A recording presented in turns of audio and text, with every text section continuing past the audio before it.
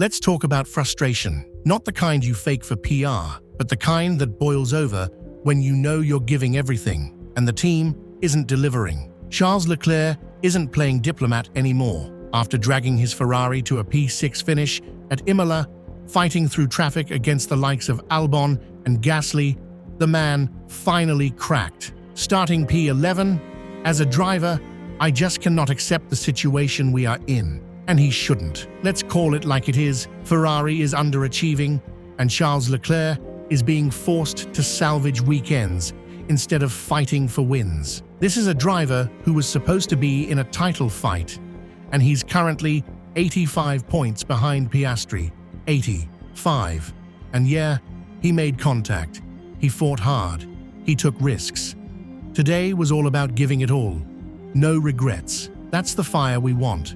Not box ticking, not risk-averse strategy windows. Leclerc went out there and raced like it meant something. And if you didn't feel that, you weren't paying attention. With Albon, it was on the limit. But I thought I was within the rules. Say what you want, but this is what F1 should look like. Elbows out, guts over graphs. And Leclerc did what he had to do with a car that frankly isn't giving him the tools to fight where he belongs.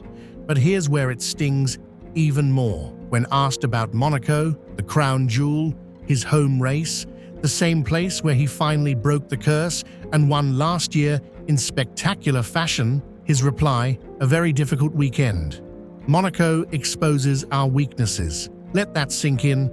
We're a week out from Monaco, and Leclerc's already managing expectations.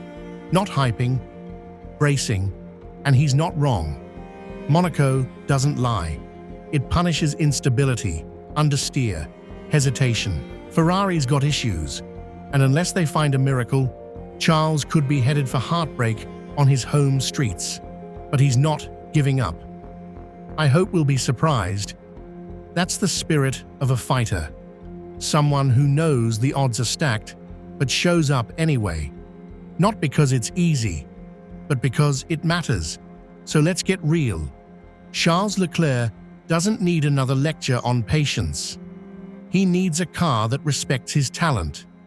Because right now, he's out driving the machine, and Ferrari needs to catch up. If you respect that kind of honesty, if you're sick of corporate soundbites and want to follow the real emotion behind the visor, like this video, subscribe to Paddock Insider. Because we don't water it down, we bring you the heart of F1, raw and real. Leclerc isn't broken, he's boiling. And if Ferrari ever matches his fire, the grid better watch out.